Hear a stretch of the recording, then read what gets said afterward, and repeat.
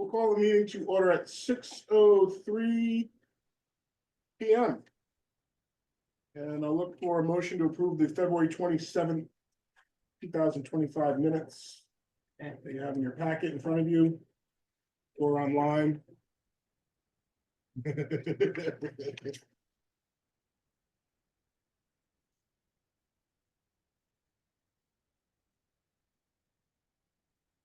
I'll make a motion to approve the minutes. One second. Hearing a first and a second, any discussion?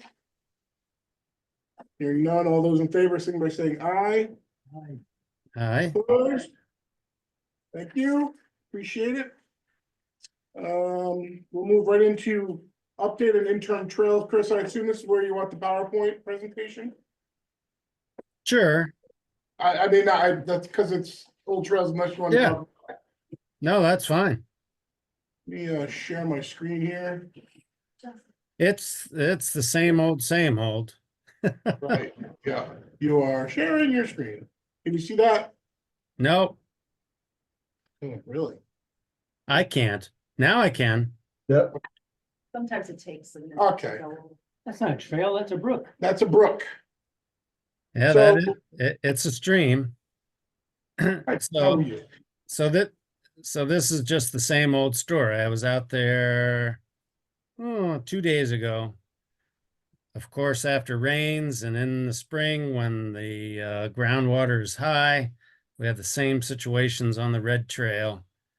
Originally, Will Hochholzer said their crew would fix this, but that hasn't happened. And now since Martin has said the Red Trail is really a road owned by Old Saybrook, he won't approve any funds from the state or work to be done on this trail.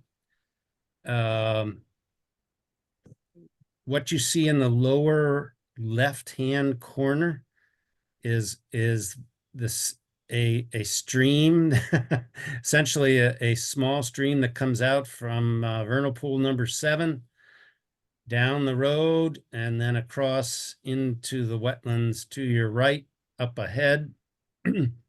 This is a perennial issue and somehow we need to solve it. You could go to the next picture. Oh, before we go to the next picture, Chris, I went out there with our public works director. A little while ago now, but I suggested if you could follow my mouse to put a culvert in an angular like this to connect to the other side of the trail. That's what Will Hochholzer said they would do. Yeah, so the public works director and I, we pretty much said we'd do it, and I did ask him again after we had the bridge not getting worked on if we could do it at the same time, and he said he'd look at it to see what he's got for materials. So it's something that could happen. Not saying it's gonna happen right now, but it's something that we definitely talked about. Good. So Ray, you talking about like a corrugated pipe type culvert or? Yes, yes. Oh, okay. Underneath the trail, yeah. Okay. Yeah. So it would just simply be digging this up, laying it down and let it run onto the other side. And then, yeah. Hopefully that would do the trick. I'd assume it would. You want a dry walk, you should just take the mountain bike trails. Keith? All right, we'll go on to the next slide. How do we do that? There we go. This So one is Chris- So, by the way, if anyone didn't know, this is the red trail above where the bridge is, yeah. the north of where the bridge is. So Yeah. this part is where, Chris? This is on the yellow trail.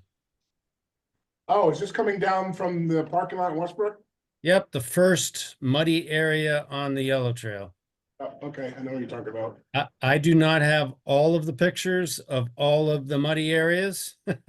There's another one on the red trail right near vernal pool 7. That's a problem as well. And then this is sort of the first one you hit when you come into the preserve from the 153 parking lot. And it's massive. And the problem with this one too is that once you hit this, then there's trails to either side of it that are causing problems as well. And I don't think this trail is going to move, this yellow trail.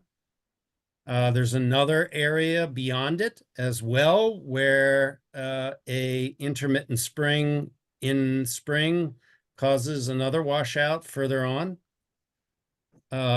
So I'm just suggesting that since, particularly with the red trail, since the state has said they're not responsible, that we begin working on a plan first to create solutions to the red trail, then decide what we want to do with the yellow trail from Route 153. These are perennial problems, and it's only getting worse when people begin to create new trails around them. Oh, in your opinion on this one, because I know the area you're working on this one, because it goes down the hill and it low, basically bellies out. And then the trail will go back up and then it'll belly out again, and then there's another low spot. Yep. These aren't vernal pool areas though, Nope. correct? Oh, Nope. They're not. This one is not a vernal pool area. This simply a low spot. This one's a low spot. The next one down the road on Yellow Trail is actually a small little intermittent stream that starts uphill and comes across this trail. So maybe a culvert in that spot would help, but in this particular spot, would a workaround be better or a large bridge? Now, the workarounds might be tough because it's almost a big gorge, if you will, around it, right? I don't know the answer to the solution on this one. Whether infilling makes sense or whether some other solution makes sense. I really don't know. So I'm saying that, let's focus on something. Let's focus on, these are two well-traveled trails, Yellow Trail and the Red Trail. Maybe it makes sense, Ray, to get your public works guys in there or a contractor that they work with to get a quote for the main areas on the Red Trail and Yellow Trail to fix them. Yeah, what about, we could certainly do crushed stone or something along those lines in there. Yes, I think that is very possible. At least that area is the closest one and probably the easiest one to get stone from the parking lot to. Yeah, Whether this, it's a, yeah. mixing dump or a gator for that matter. This situation happens every spring when there's Yeah. lots of rain. It can last through April and May, depending on the volume of rain and the level of water. So, Chris, At least with the crushed stone option, you can make the trail as wide as you want it. You don't have to do the whole width of it, so you could make it however wide you want to make it, and then that's it. The trail plan hasn't even been done yet, but I'm assuming these are gonna be all our emergency routes. Well, this is coming from the Westbrook parking lot, so there's gonna be a trail there. There has to be. Yeah, but that's not, Was there a basic, that's a road. width of like 6 feet? Or Well, this particular trail is, it's pretty wide in sections because the gator fits down it no problem whatsoever, so. This is the trail horses are gonna come in from, right? yes, So, yes, it is. no? 10 feet might be around, Okay, it might be a little less in sections, but there's some wider sections. but okay, It's a pretty wide trail. yeah, that's. Yeah. You could always go drive it. All right. And Chris, is this one, there's no obvious runoff route? there is sort of runoff downhill towards the right. There is if you get far enough. Gotcha. But I haven't really analyzed the exact solution to these areas. That's pretty bad. This is a bad one. This is really bad. I'll boil it down. This one is probably the worst. And it's not simply find a bunch of sticks, throw it on top to make you a little trail through it and No. And if we want to make, the Yellow Trail and the Red Trail you know, they're gonna be there, sort of our signature trails coming into the preserve. We might as well begin working on them now. Yeah, this is a no-brainer to work on because you can't even use the trail. You gotta do something. It's just making it worse. All right, I will get with Public Works to see what they might even have some materials that we could use. You know, I know we've flown over this before, but there was a discussion of you know, abandoning the road. If, you know, is there an option that if it were abandoned, the state might have to do it? Well, I mean, it's crazy for them to say it's a town road. You know, That's, we blocked access at both ends to everybody but Eversource. yeah, that's their argument on the Red Trail, the Ingham Hill Road. Right. Yeah, that's what I was talking about. Yeah, I don't, for Martin, I think it was Martin who sort of threw that out. Yeah. Saying that he would not participate in putting funds on the bridge, the Frog Bridge. Um, I I don't know what legally now. I would assume that the entirety of the preserve is owned by the state and the town now, and that all trails and roads through it are owned by both. So I would argue that the state is responsible, at least partially, for maintaining both the yellow and the red trail. But I think, maybe it makes sense for the town to push ahead, at least initially, Absolutely, get it done. get it done on the red trail and maybe on this yellow trail as well, to show a good faith effort with the state and, get some progress going. Your first picture is wet most of the year. Yeah, this one. Yeah, yeah. and You can see it's like a stream bed right through here. Yeah. Right. Yeah, it'll stop in June when the vernal pools dry up. Yeah, okay. Well, again, let me talk to Public Works. I can't promise anything. I don't know what his schedule's like, obviously. I know he's got a lot of irons in the fire here, so. But let me see if he's got any material for this particular area. And we'll talk again about a culvert for this area. When we talked last, it was literally finding a length that he had that would fit, so. Okay. I'm gonna stop sharing this, Chris. Okay. Well, that worked out fine. That was the easiest one right there to stop sharing. All right. Another update on the intern trail is, if you haven't been out there from the parking lot on Ingham Hill Road to the trail system, is the bridge has been put up. That goes over the little vernal pool stream that's there. Next steps will be moving the kiosk over and taking out the fence area, so it looks like a trail in there. So. What'd you think? Keep the opening small. Oh, yeah. Yeah. Well, it's hard because the length that you have to take out, you can't. We might put a bollard or something in the middle of it. Yeah. That would work. What's the location? At the top of Ingham Hill Road, the parking lot that we have there in Old Saybrook. If you go up the trail, you go around the little ledge area, you go down the little hill, it's right there. It's pretty close. Actually, really close. That was done a couple weeks ago. Beautiful. So. A little bit of progress anyway for there. Just a question there from me, and that is the new map that would have to be created. Are you able to have or work with. I don't know.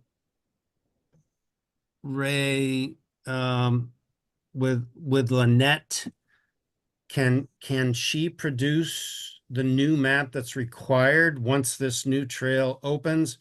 Or in the past, TPL has done the updates of all the maps. So that's another option, is to have TPL if they get, the, and I guess you got them from Alex. You got the GPS coordinates.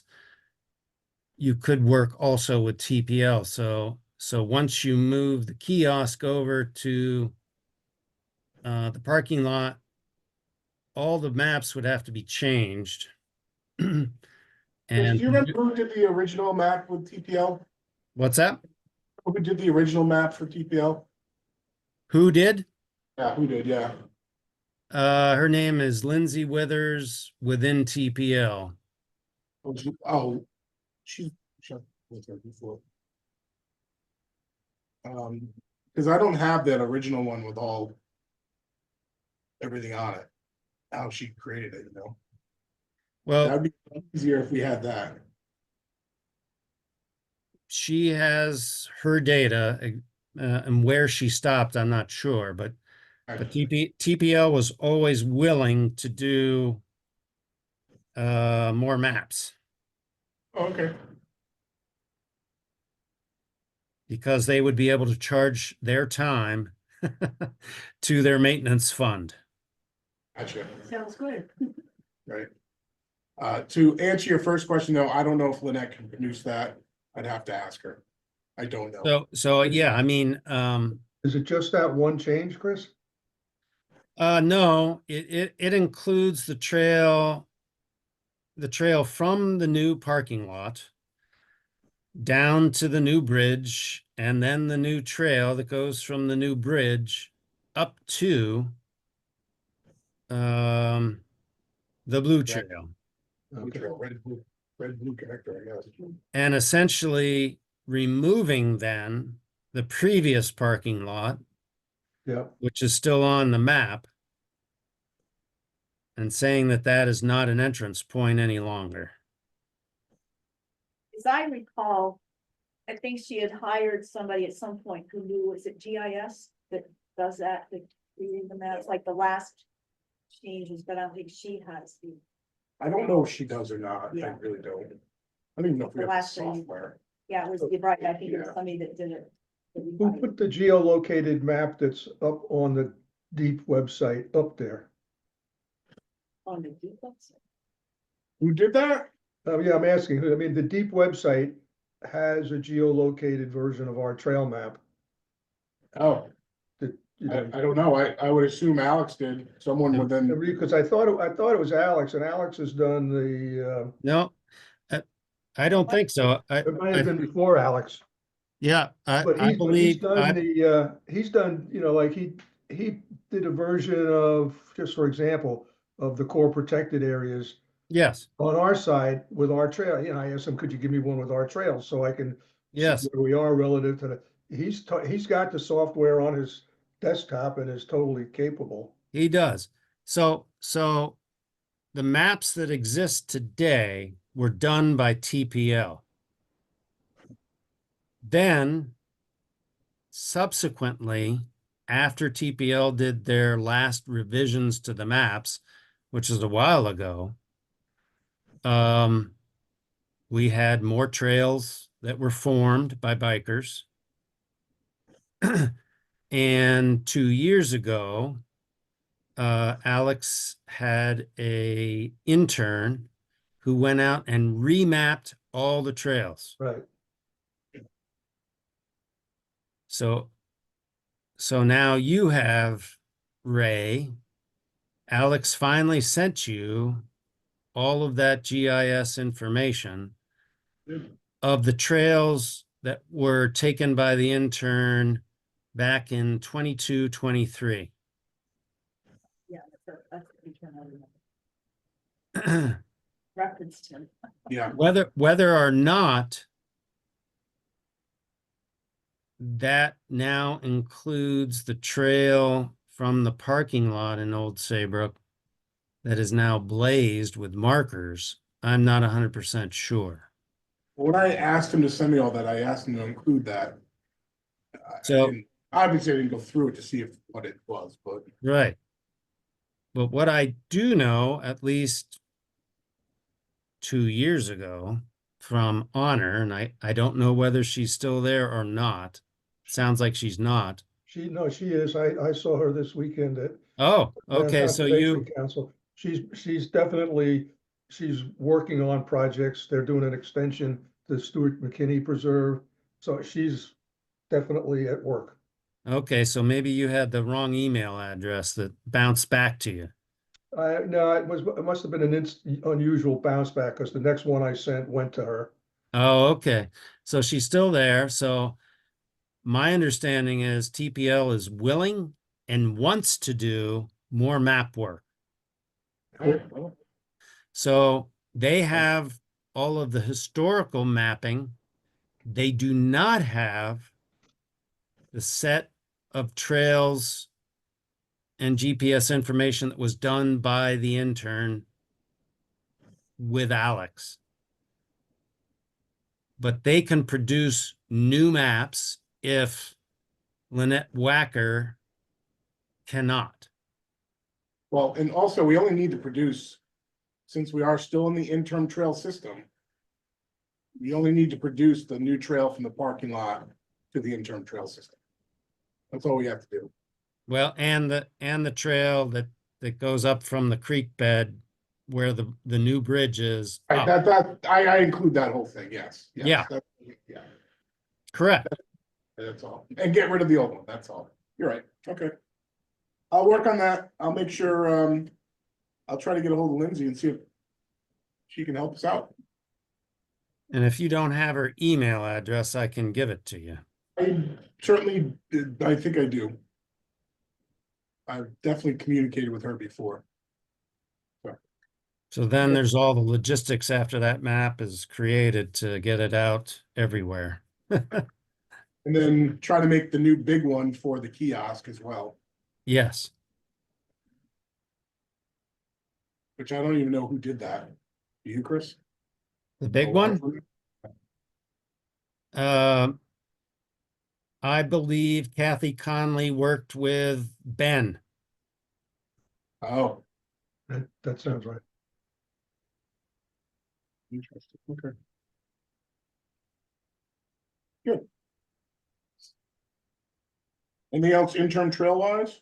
The one thing I just wanted to add, that trail that we diverted with the help of Bruce Glowak because of the severe erosion. And we had blocked it off, put up your resting signs, put up tape. And the bikers have, cut the tape, destroyed the signs, and now they've started biking through that highly eroded trail again, so. Ah, The green trail? Bob? Yeah, I think it's technically on Old Saybrook property, right, Chris? I yeah. think it's classified as green though, right? Yeah. Yeah. So I don't know what we're probably gonna put up a trail camera, but it's like, I put this into vandalism. It's more than just cutting trails where we don't want it. This is consciously trashing signs, cutting tape, and taking away the stuff we filled it in with, which is a little more irritating than the normal. You think it's because it's so steep and the bikes like it? I think Oh, there's yeah, more- they love that stuff. I don't, look, I understand the allure and appeal of it. But it's not like it's the only way to go. They just, and it's very clear, do not go here, spelled out in 4 or 5 different ways. So to me, this is more egregious behavior, but Keith, I don't know if you heard what Keith had mentioned, but he thought maybe there was more motorcycle, he said motorcycle, right? Yeah, Have you seen more any motorcycle tracks there, or is it more? this particular area is bike track. I haven't heard from any of the stewards' motorcycles or ATVs at this point at our end, but it doesn't mean they're not there. I've seen bike tracks myself, but not what I would consider motorcycle tracks. I have 3 neighbors who all have youngsters with the new hybrid motorcycles. Oh, One of them has been, he's been arrested 6 times. yeah, The parents just keep paying the bill and back they go out. Oh, they're the ones I probably saw last weekend. I saw the cops get them, and they were going right down Boston Post Road, popping wheelies. I saw him going full Right in speed down front the of us. sidewalk. And I was like, where are the cops when you need them? And all of a sudden they didn't know. I'm serious, we were like, So are you gonna try to refill in what was been taken out or? I don't have the photo, so I need to look at it, just to see. You know, how much has to be put back in, but, you know, it's kind of a losing battle. We just keep putting up signs and ribbon and but keep taking it down. Barbed wire? I was just gonna say. I didn't wanna go. Yeah, no, I mean, you know, Oh, I can't nibble up there. You know, after Yeah. the last meeting and, the following meeting where I wasn't there, but town meeting that was held, I think, in, Powell's office or something. I sent out a note to all the riders that I used to ride with, which is probably the biggest group. And I said, look, you know, we gotta be more vigilant. I said that, there's a lot of animosity around here. You know, is it our group that's doing it? And they said, no, our group's been fixing bridges, you know, the bridges that are in there and, you know, we're not cutting new trails, so. so, I mean, and if you're spreading the word, Keith, I mean, you know, at our Ingham Hill lot, there's a trail specifically designed for the bikers to take their bikes out of their trucks or racks and get started. And the other trail is not for them. They still use the not for them trail no matter what. You know, it's, There's a lot of those, like along Schoolhouse Road especially, you know, Yeah. that are, ends, dead ends. That trails are cut in that, you know, we can't release. And that's where a lot of, you know, the trails that need to be decommissioned are, but. you Yeah. know, like you said, with what all the work you guys did on that area with the tape and everything, we put it up and then it just come back and tear it down again. Frustrating, you know. I think that. well, if we could, I mean, if we catch somebody who's doing what I put in the vandalism category, we'll treat it like vandalism. As opposed to just cutting a new trail where they weren't supposed to. You know, somebody takes us, if we get evidence of, you know, with somebody taking a sign or cutting ribbons or any of that stuff. We have other situations where we are using law enforcement and prosecuting, and we don't like to do that, but we're not beyond it. Yeah. I mean, I think, you know, really long term, when we get the trail system established, Yeah, it'll be easy to get good stewards, you know, from all the groups. And, you know, with being a steward, you know, they're trained not to be confrontational, but to, you know, to either stop or just say, hey, you know, what you're doing is wrong for these reasons. And, you know, it's just enough to plant the seed that people are watching, you know, Yep. and, you know, most of us riders, we take pictures when we see things that look wrong. yeah, which is great. I mean, you know, law enforcement, if we have you know, if we have you know, a picture or you know, a photo of a car that we can identify to a rider, that helps. I mean, we do the same thing with, you know, with dog problems. Anyway, Well, I'd say I just keep wanted spreading to these if you alert you can. that it's, you know, that particular area, it was become a problem again. Morning, you know. Okay, anything else on interim trails? Only if, I don't know if you want to handle it here. What was raised in the CMC meeting regarding, closure of the trails on the west side, or you want to handle that at the CMC meeting? We'll handle that down in new business and then we can just move down to there. I don't have anything in particular on the weed control, and I think we've discussed mountain bikes enough, so. We'll just move right down to new business, if that's okay. We can skip over the public use plan discussion and go right into what Chris wanted to talk about. And that works for me. So go ahead, Chris.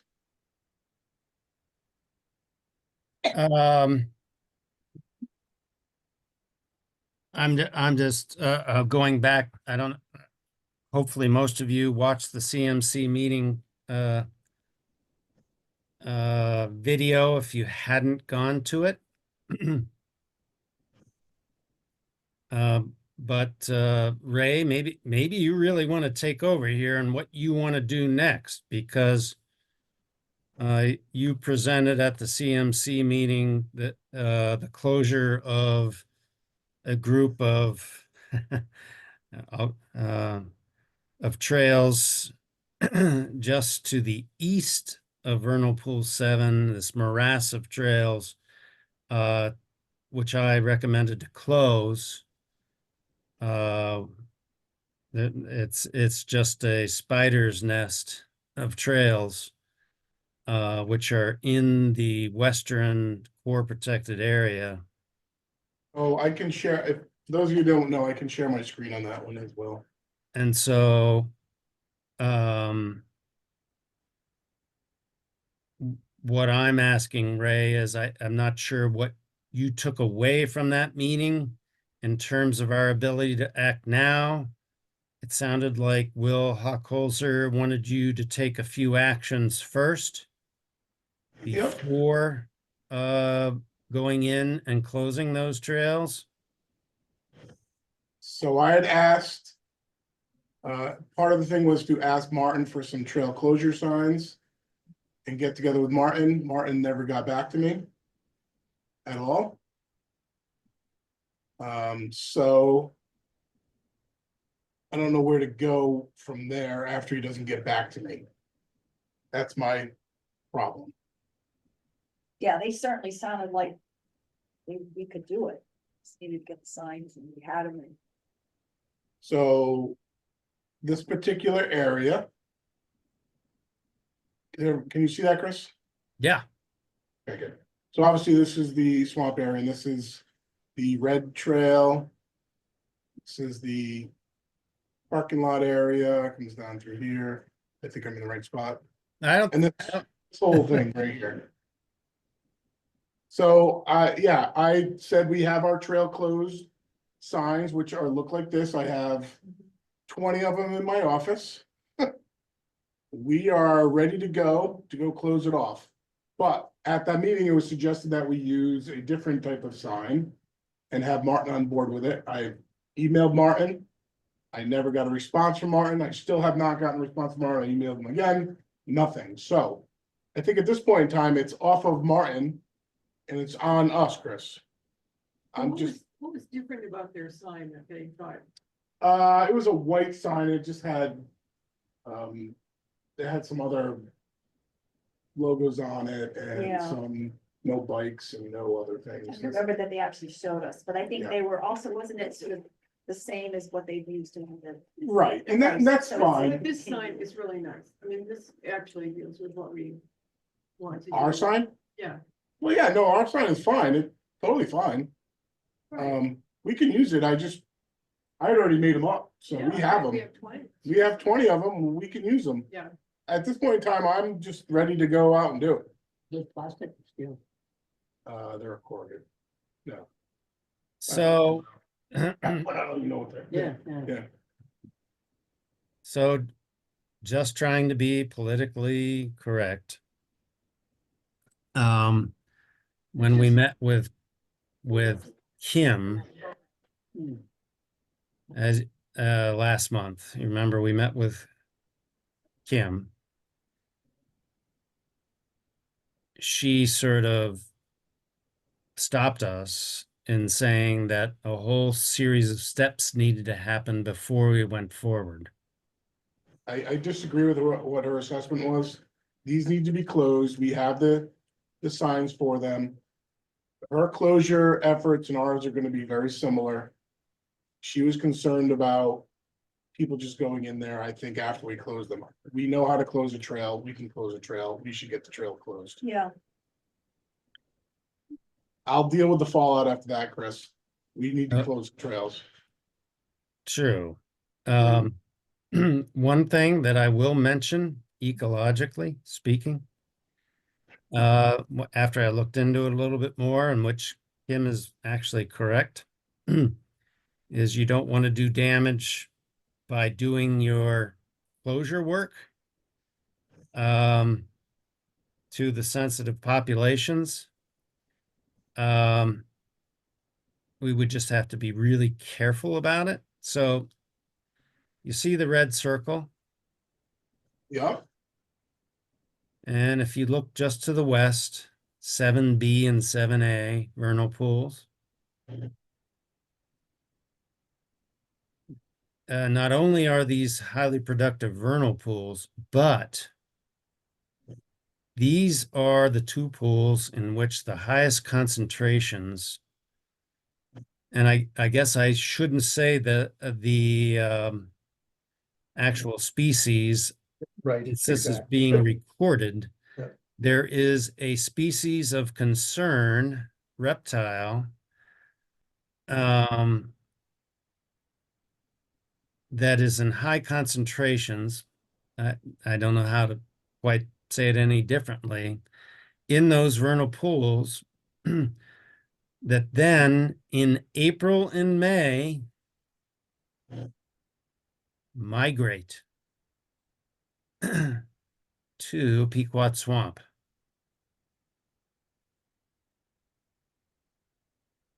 so your suggestion is not to do it now and I wait know, till that after was your May? point. That is one option.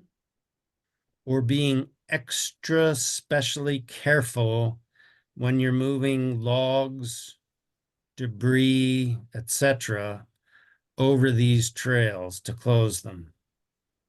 So I totally agree, I get what you're saying. But is there more damage being done by people using it? Yeah, As we- opposed to doing the work? Right, I would say there is a greater risk of bicyclists accidentally hitting these very small Things, er, things. reptiles that go, which is just amazing that I've learned over the last couple of years, will migrate from their vernal pools to Pequot Swamp. Visualize where that is. So that we're looking at where the Pequot Pond is, Yep, the bottom part of that is where Yeah. the parking lot is. the new essentially, parking lot yeah, There, right? essentially, yep. And then, and then the 7A and 7B, is that somewhere near where the railroad tracks are? No. No, it's Look off at to look at the left. red circle. It's to the left of the red circle. Look to the left. He's just trying to figure out where 7A and 7B is, so. They're This right is- there. It says 7A and 7B. No, they No, are. no, he's just trying to figure out in his head where it is in the preserve, that's all. In Oh, relation to something else. so right to the left of 7B and 7A, is the red trail. Oh, this is the red Yeah, trail, I'm sorry, yeah. this is the Oh, actual okay. red trail. Okay, This is the yellow trail that goes back to the parking lot. Correct. So the red trail is parallel. It's a horrible trail, actually, for these vernal pools. Interestingly enough, if you see 7A and 7B, you can point it out there with your cursor. Yeah, yeah. that's where the water goes over the trail, These are, and this trail got created to go a workaround. it almost looks like where the trails are is a higher ground, is that? well, it Correct. depends. It depends. In the red circle, there are higher ground and there's valley areas. What is amazing to me, I'll tell the story once again, is a female without any back legs went from those 7B to 7A pools all the way to Pequot Swamp, It's crazy. hatched her hatchlings, then came back in the fall. Over a mile of travel. And how do they know how to do that?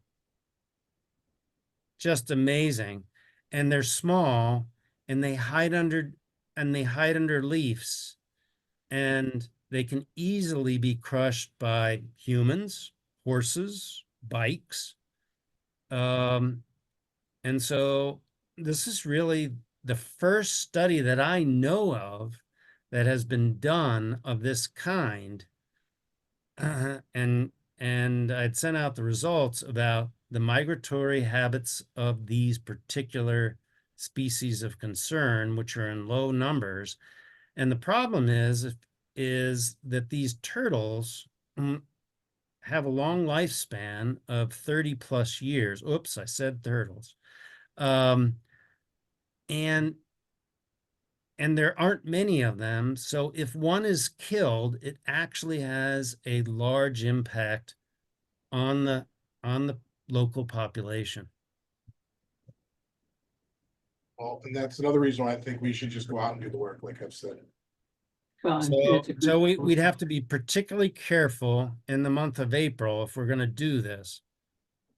Chris, what about just, you But- know, but- starting where the other trails branch off into the nest?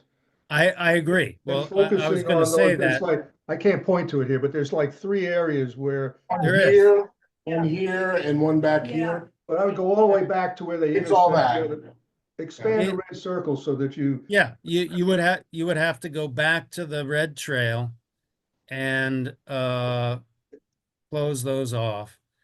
yeah, close them there. The problem is we would not be, if we did this the way we're thinking, is doing what Kim said is the sort of pre-education of the biking community as to why we're doing this. Yeah, but I guess unfortunately, though, we've rolled right into migration season. Yes, So, you know, the window for that's kind of expired. Well, let's do the simple work. Let's close off the 3 legs into it and see where we get. I'm okay to work on that. Yeah, I mean, that's gotta be better than not doing anything. Yeah, Yeah, right, yeah. right. Yep. And at some point, when they want to change a sign, we can change a sign, but Let's work on that. Let's get that done. Let's get a group together. We have some resources. You've been doing some stuff out there. I have the signs. Just need to come get them. We, put them on a I- tree, just nail them, Ray, or, Well, they have holes in them, so okay, you could do either one. They have Oh, yeah, holes in the yeah. corner. Yeah. Or we can drill a new hole in the middle if you want to put it on a post or whatever. well, actually, you see those 2 holes. Yeah. So there's 2 ways you can post these signs. One would be to drill new holes down the center and use metal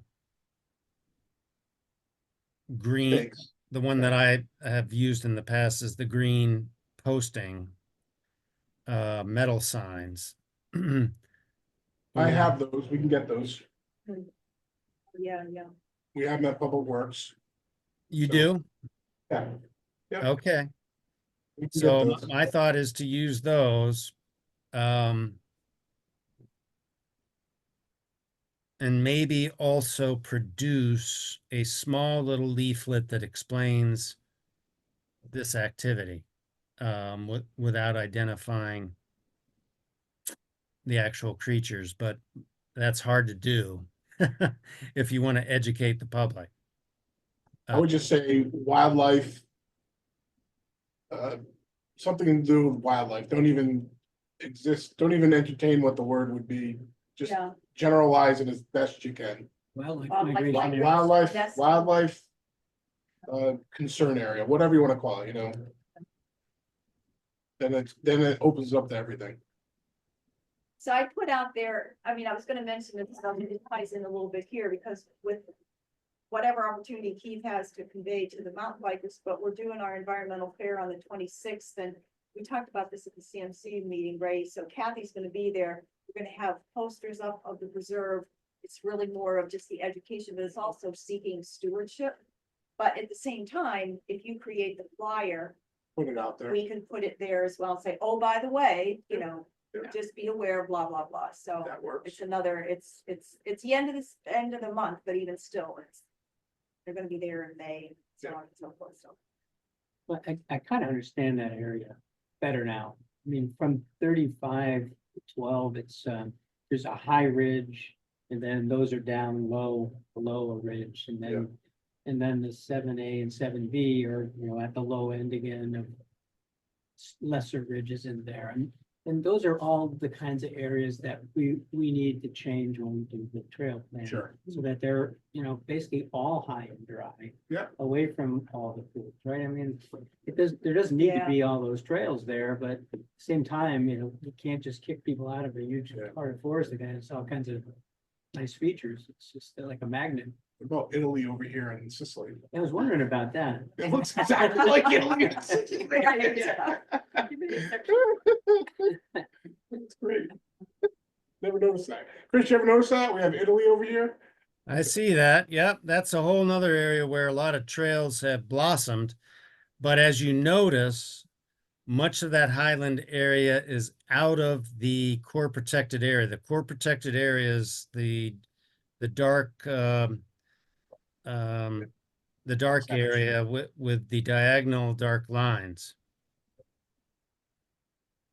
Okay, well, But I but think the yellow areas are the areas that Bill Moore had identified as critical, particularly plant habitat areas. correct, yep. So over time, we have to remove the trails that go through those critical plant habitat areas or are close to those plant habitat areas. One thing I noticed too is the mountain laurels seem to be doing really well this spring in Yeah. there. And that's where a lot of the logging is gonna be taking place, right? I'll stand tens on the other side of this. Yeah, on that side, a lot of it, and then below where the homes are, that are in the bottom right Yeah. there. Quite a bit of laurels in that Well, area too. if you go like maybe in this general area, there's a huge mountain laurel population. All right. That works. Thanks, Chris. We'll just get together. Just let me know if you have a date in mind or when you want to. Okay. All right, I'll I'll have to look at my calendar and we can start working on it. It's not that hard to do. So in your packet also that I left was a letter that I gave to the CMC that we discussed with them priorities, what we'd like to see in the coming year. And a lot of this that we discussed was, I wouldn't say it wasn't well received, that's not the word I'm looking for, but a lot of it also had to do with the forest management plan getting signed, so a lot of this stuff was not gonna get worked on right away. But at least they know these were our steps that we were thinking about in the upcoming year. Yeah. So for those of you who didn't see the letter, if you didn't see it at the CMC, this is what we gave them. So a lot of things that are on the list that have been on the list for a while. You know, the hunting and trapping, the well pipes and. I did ask Alex again about the log piles and he didn't have an update on that. And I did ask him about the perimeter signs and he's gonna get back to me on, said Monday or Tuesday for some dates on the perimeter signage. Yeah, that's good. This happened last year. Correct. Probably the year before. So I don't know what he's been into. Obviously, he's got other things besides the preserve too, so. But Yeah. that's what he told me. So as soon as I get those dates, I'll relay those to everyone. Okay. So,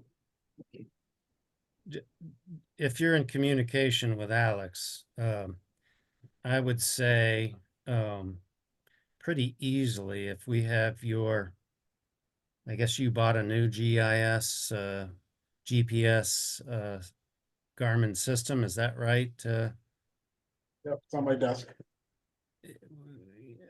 People other than him, our group could could do that perimeter signage if he trusted us. I don't know if that's the case, but we could do that without him having to take days out of his work time. Sure. Well, I mean, I could relay that to him. We actually did about 60% of it originally back in 2015. That was Using with our- the white circular discs, right? Yeah, using the old Saybrook white circular discs. That's the other thing too. We have to get the new orange state / town disc that he has, Right. and they're all in his office in a big box. I've seen them there. So I know he wants to get rid of them. Chris, I know you said you'd watch the CMC. I know you didn't make it. Did you have anything you wanted to add about what happened at the meeting or? Yeah, I do. So hopefully everybody was able to watch the CMC meeting if you weren't there. I wasn't able to be there, but I watched it.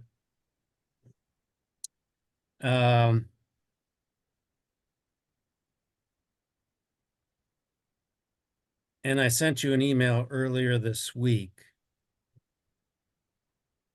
saying that my own personal efforts, along with Save the Sound, has resulted, interestingly, in the Council on Environmental Quality sending a letter to Deep Forestry, which Deep Forestry has sort of halted then the approval of the forest management plan while they respond to the comments of Save the Sound, myself, and the Council on Environmental Quality. And so I talked about this with you before, but I'm sort of now in a pickle.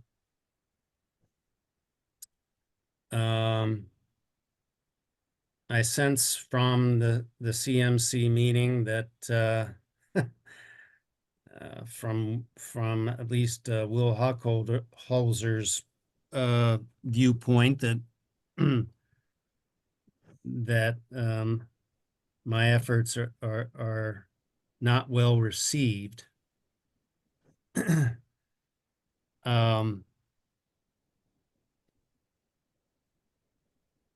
I want to let you know that my letter, which you have, and hopefully you've read my letter and Save the Sounds letter. The purpose of those letters primarily is to hope that future forest management plans around the state are subject to the Connecticut Environmental Protection Act review procedures that the preserves forest management plan was not subject to. So forest management plans have not been subject to what's called CEPA. That's the acronym, Connecticut Environmental Protection Act. And the effort of Save the Sound in my letter was to say, yes, forest management plans should be subject to CEPA. As they are sort of equivalently in our adjacent states of Massachusetts and New York. They have much more rigorous procedures involving other state departments' reviews and public participation, which did not happen initially with the preserve.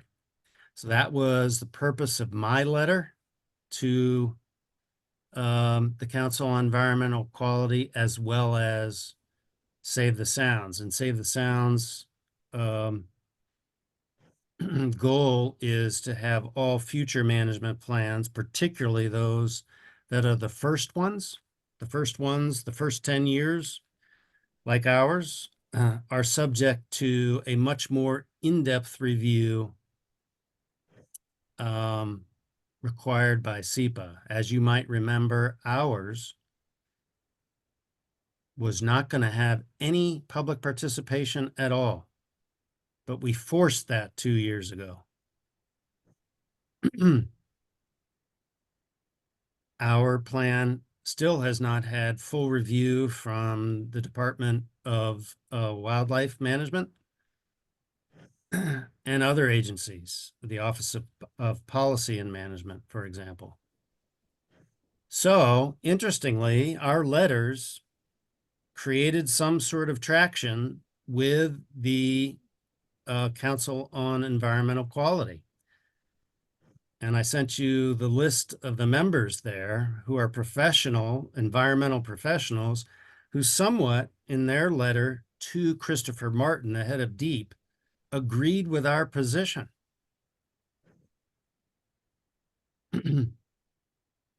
Little did I know that would stop the process of our forest management plan being approved. It stopped that from being approved, and then that has stopped the initiation of the public use plan and the trails plan. I've shared with you in the past my opinion that what has been shared with us by Will, meaning that Kim Bradley and that division are not allowed to begin their planning efforts on the public use plan and trails plan until the forest management plan is approved. To me, that is an artificial construct, meaning it is something that has been established by Will and others to say, no, Kim, you're not allowed to continue until the forest management plan is complete. But to me, that, as I've said, is hogwash.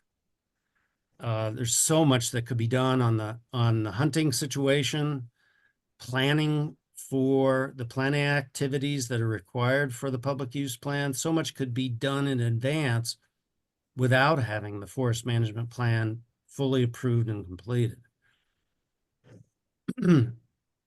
I am in a situation where, at least on my review of the CMC meeting, and what's happening is that I'm seeing my position potentially being ineffectual. I know I am not well, I don't know what the word well liked by Will Hochholzer now and others. And I know among this committee, and did you say Sue is not here tonight? Sue is not here tonight, no. So I know there's those that are of the opinion that the ad hoc committee wants to move forward, meaning this committee does not perhaps want a delay of the forest management plan further at the expense of not getting going with the trail plan and the public use plan. And so I am at a point where, and I've thought about this sort of hard, where I'm beginning to think that now I am beginning to be a liability on this committee,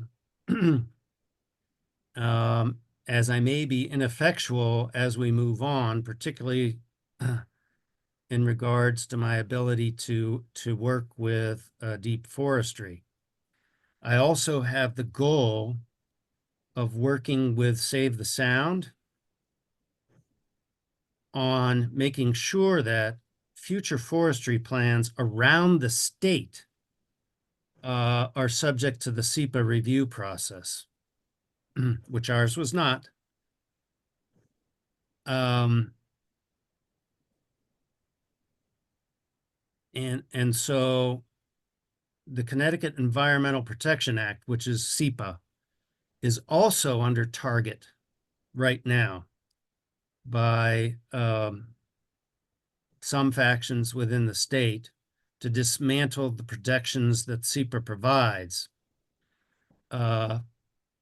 for the public and not-for-profits to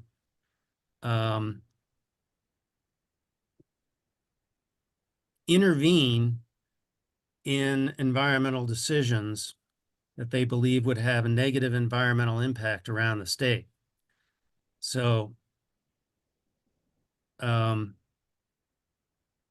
I've sort of made the decision that I want to focus on working with Save the Sound and protecting our environmental laws within the state to help deter what is happening right now with our environmental laws in Washington, D.C. So at least from my perspective, the best that we can do to protect our environment here in Connecticut is to make sure our laws in Connecticut are upheld. And so I want to continue doing that, as well as spending more time being an activist. Now I'm here living in Mystic and in the New London area. Me and my wife have been working on immigration issues. My thought is that I should resign from this committee, but I would like now, as I wanted to do about a year ago, I guess, focus on continuing to do stewardship activities in the preserve, because I really enjoy leading hikes. I really enjoy doing stewardship activities, and that's what I want to do. But at the same time, I would still be working for the preserve in my efforts with Save the Sound.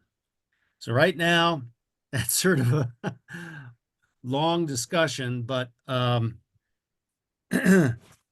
apologize for stopping the approval of the forest management plan process. I know that Susan Estee in particular, and I'm not sure others, were worried that, you know, we can't proceed with Kim Bradley and the public use plan based on what Will Hochholzer is saying, which I just don't agree with. But they're taking that stance that we can't proceed on the public use plan. And so I think I'm going to resign. I'm going to resign from this committee at the end of this meeting, but will not give up on my efforts and will essentially do what Kathy Conley did. She backed away from the committee a few years ago, but has still been involved as a public member. That would free me to do the things that I want to do, and you would not be encumbered sort of with the baggage that I now have with the state. So Chris, a couple things. One is, I have been eager for the forest management plan to get accepted and move forward. But I thought in your letter, your points were well taken. And I'm not sure how much this is holding up the whole process. I mean, is this delay going to be a year, a month, or 2 months? I mean, I don't think it has to be a year-long delay to respond, you know, to those letters. So, and I think it's difficult to take a stance that not everyone agrees with and just let that be okay. I mean, I think that's okay that not everyone agreed with it. But in fact, I don't know who didn't agree. I mean, I was eager for it to go forward, and I am still. But I thought that the Save the Sound and Chris's letter were valuable points. And there have been things that we've been struggling with that I think, you know, were clarified for a greater audience that I suppose would make maybe Will uncomfortable or some people uncomfortable, but it doesn't mean that they're not valuable. Sure. And I'm not sure that this is gonna hold this up for another year. And quite frankly, at this point, it's taken so long that, you know, another couple months or another quarter is not going to be problematic, I don't think. I mean, So I did ask that question at the CMC, how long is this process Yeah. gonna take? okay, And there was no answer given. Yeah, they didn't. There was they no didn't answer know. given, but I did ask that question. Basically, in your terms, is it a 2-month process, Yeah, a 2-day process, or a year process? And there was no answer given. yeah, I don't think they kind of knew, you know, I mean, in all honesty. And I will They s- could have said it. Right, and I will say, we did discuss this topic here at this meeting, and we all agreed that we wanted to go forward, that we were gonna have Keith as our driver, if you remember this whole meeting. I blanked out. He blanked out, I but, think Keith wasn't. but I don't think we all disagreed with your points, Chris, and I don't know if we all knew, as you probably didn't know either, that it would hold the process up. No, Right, so- I didn't know it would hold the process up, but Uh. I think it's the CEQ's letter, that is backed by a group of professionals that understand environmental issues, and there's a forester on that committee. Yeah. That are wondering what are the state's priorities? yeah, so Um, I think it would be premature for you to resign from this committee. And I mean, I don't Well- have any bad feelings about you having done this and created that result, because of I course, understand. Anyways, Act, there's a range of possible outcomes, and I think I- the outcome is probably positive. I understand, but I'm also being somewhat selfish, thinking about what I'd like to do. Um, you know, I think I've helped get the group this far, and we've achieved a lot, even though it may seem like it's been eons to get Yeah, but- to get to this point. I know I have much more gray hair than I did 10 years ago. Oh, and I've got many other things. Anyway, but what I'd like to do is what I told Ray back when I was considering resigning a while ago is really focus my energies on the next phase of the preserve, which is trying to build a robust stewardship group and getting more interest in not only the preserve, but Great Cedars East and West, and building a group that is young, medium-aged, and old, that is interested in stewarding these forests, and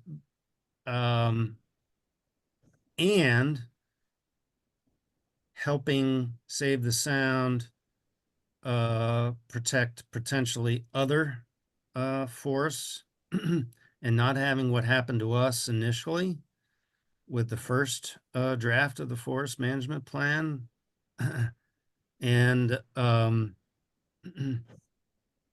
yeah, I think those are my goals, and I guess I want to have a little more fun, plus not obstruct the efforts of this committee with a little bit of the baggage that I bring with my relationship with the state. Well, I will say this, I certainly don't want to see you go. I respect your decision, though. I understand. I mean, we had this conversation a long time ago, not so long ago, but we did Yeah. have a conversation. And I Yeah. get it. I don't want to see you go, but if you have to go, Chris, thank you for all you've done. Well, I am. This time it's going to be final. But I am sort of, I think I am the historian.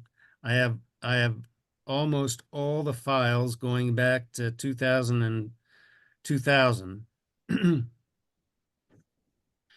And, you know, the forest needs stewarding. I see that as a huge responsibility, and I hope to help on that effort, as well as when you need assistance, for you to call out and seek my opinion if you want that. So Well, I think at this point, in your dealings with the state and with Carl, um, that my vacancy or my absence will help you. You know, the big issue I see right in front of us at the moment, and the committee is, do you wish to continue to fight for the connection between the two core protected areas?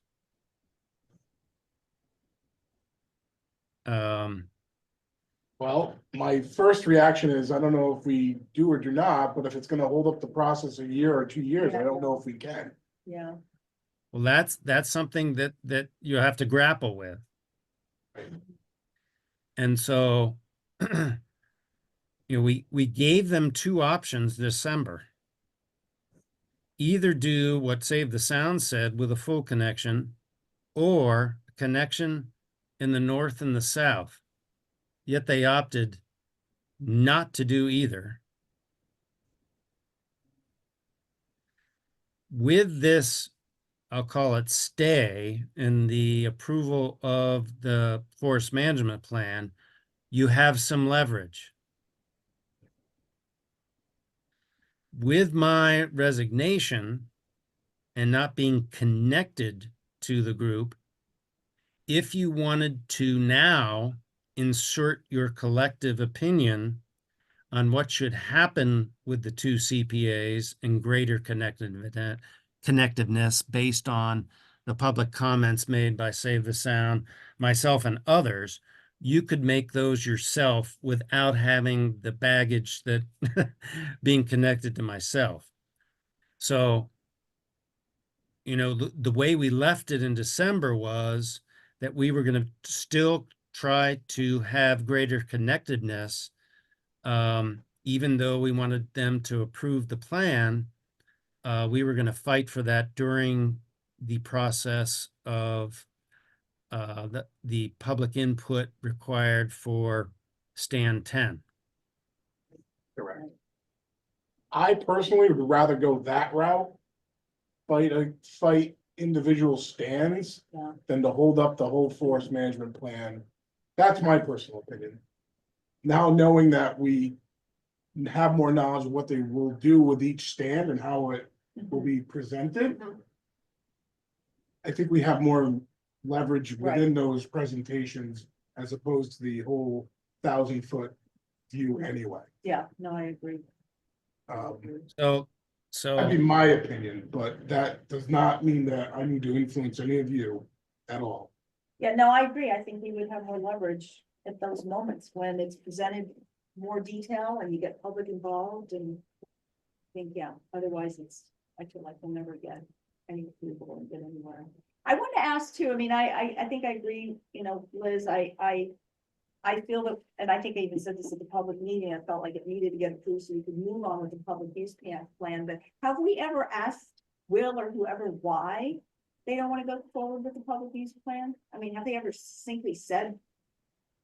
The only Yes. thing they've said is because the forest management plan needs to be approved first. Well, and I say why, like, I think Is there we a need to law ask that that says question. that someplace? Yeah. No, I mean, I think it's a valid question to raise to them to say, all right, if it's gonna be delayed by some X time, why can't we go forward with the public use? Yes, my understanding is, according to Will, is that the only way for deep forestry to access the maintenance fund Oh.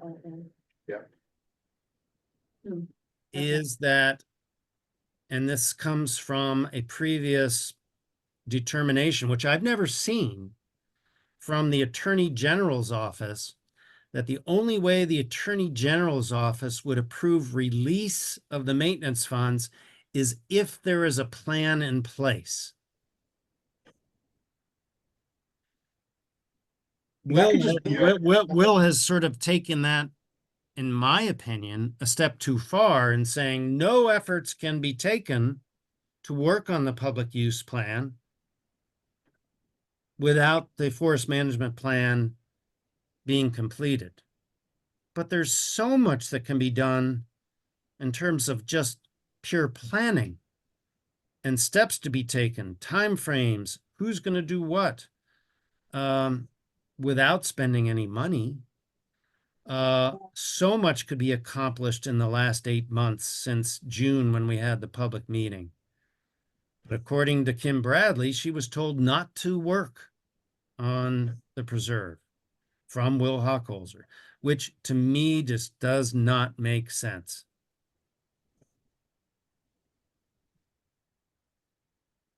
So funds may be halted by the Attorney General's office until a plan is in place, but it doesn't mean the state can't work on the plan with us and with your group.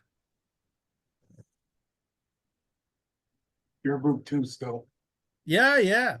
Well, Till the meeting's adjourned, I guess, right? so Maybe we want to join. I mean, I disagree with sort of Will's, what I think is a false construct. A bureaucratic construct. It could just be a protocol they have in place at the state level that we don't Yeah, ever see, so. I mean, I was saying to Ray earlier, I have knowledge and touchings into totally different departments in the state and some of the nonprofit stuff that I'm involved in, and it's a morass. Like for wherever you go, it's just a ton of bureaucracy, and everything takes like forever, and particularly when it comes to money. And there's no rationale so often as to why. It's very, very frustrating.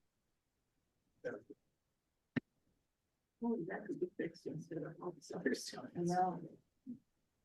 So I will be working hard and will be around, and we'll work on the closure of these trails. We'll continue to lead hikes. I sent you all an email tonight about one that I'm doing on May 18th. And continue to do those and sort of boost interest so that we have more stewards as we do things. I'm willing to work on the perimeter signage, other signage. Got some ideas which I can share with you later.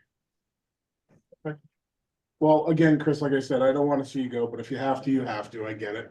And I will certainly be tapping into your resources and your knowledge in the future. Okay. Please write the book too, because you've Yeah. been involved in this for I 30 know, years, and all your that history files. goes away when you go away, and I like Right. to keep it around. Write the book. I agree with that. Write a book. Yeah. Just to let you know, any documents that exist, most of those exist in the land use department. Oh, okay. I was thinking that. I I do have have shared- a majority of them as well. Yeah. Mostly you've shared with me, and I have them in a file on the computer as well, so. To bring with AI, whatever.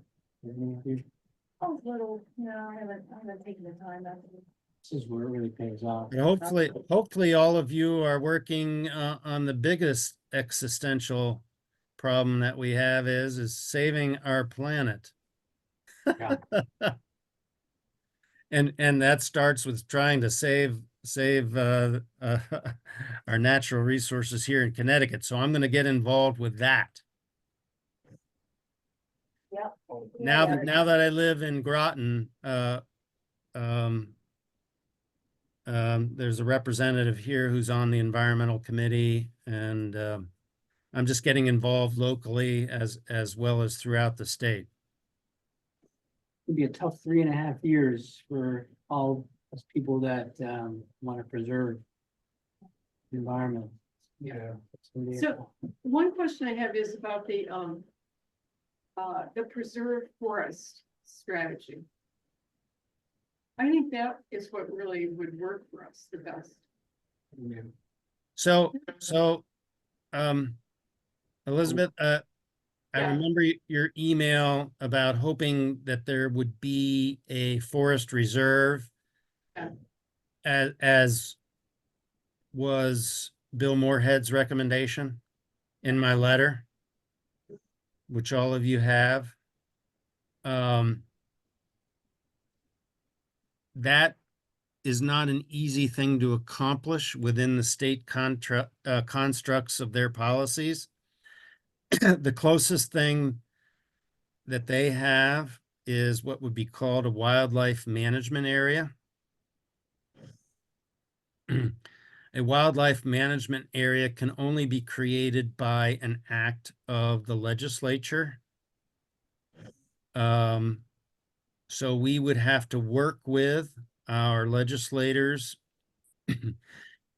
and pressure the state to change their course of action to have the preserve become a wildlife management area.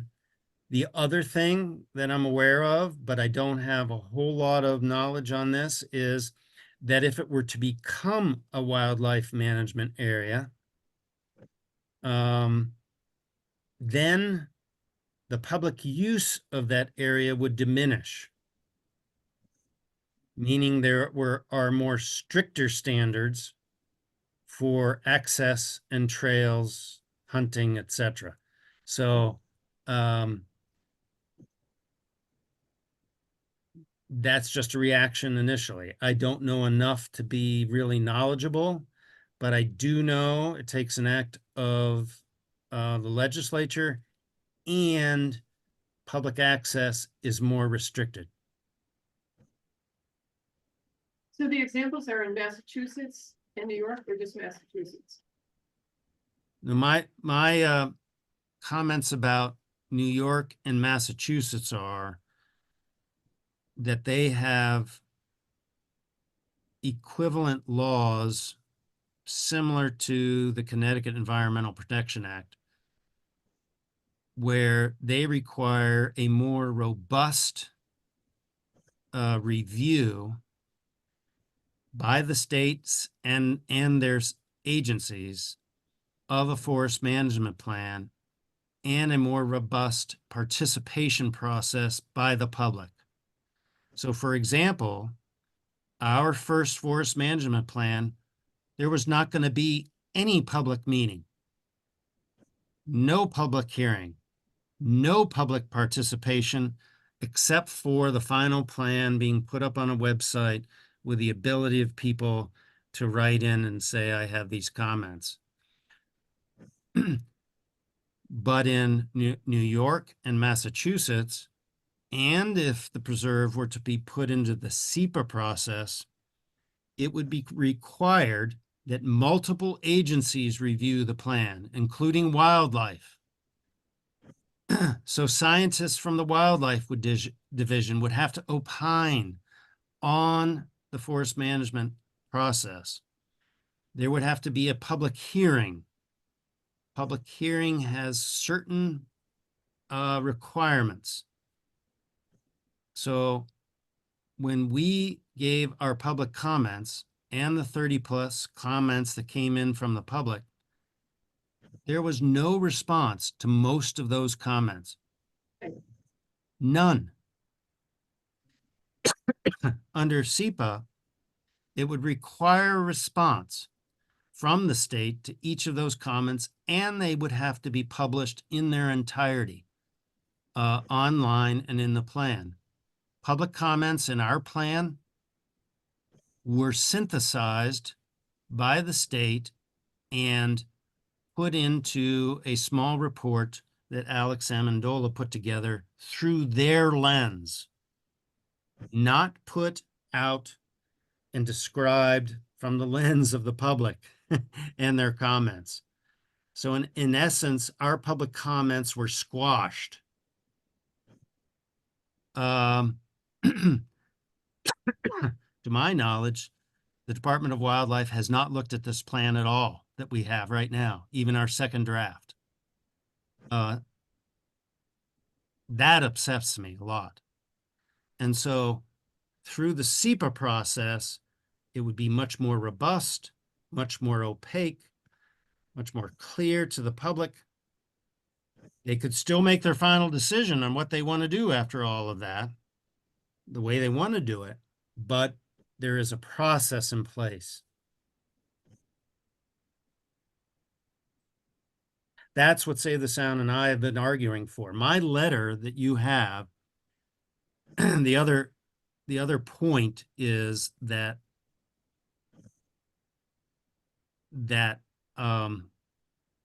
and none of you attended the meeting, the CEQ meeting in which Christopher Martin, the head of Deep Forestry, provided public comment, or he provided his input. And interestingly, it's sort of a mantra that we've heard from Alex, from Will Hochholzer, and I heard from the head of Department of Forestry. They believe that their forestry practices have no impact on the forest, no impact on wildlife, and will have no future impact on wildlife. Therefore, their plans should not be subject to the SEPA process.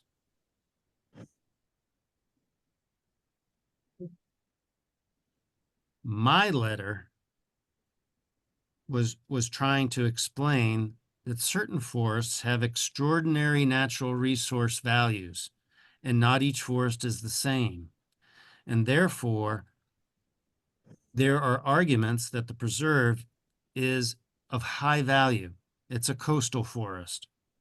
It has extraordinary vernal pool connection systems, extraordinary wildlife that raises it to a point where it should be considered under the SEPA, the more rigorous environmental review. That was the purpose of my letter, to say, hey, no, we disagree with you, Christopher Martin. Forestry management practices can cause harm. This is why, and that's why I wrote my letter.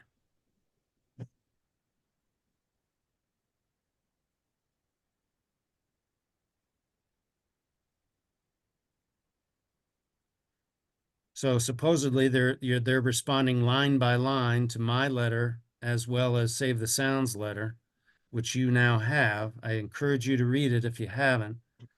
I'm sure they're going to be in a very defensive position trying to make the argument that they should not be subject to SEPA.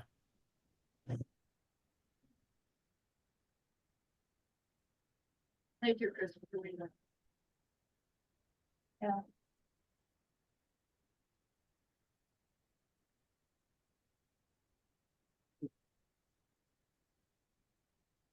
Well, it's 7:31. We're gonna move on here. As far as the other new business, there's nothing else really to discuss. The Eversource mitigation discussion, we mainly was on Sue and Sheridan, and they're both not here. So I don't have anything else to discuss on that, so. Chris, we're gonna make you adjourn this meeting. Okay, This is well, gonna be the I'd last be one. glad to work on the Eversource mitigation project. Okay, Uh, oh, okay, um, uh, I'll make a motion for adjournment.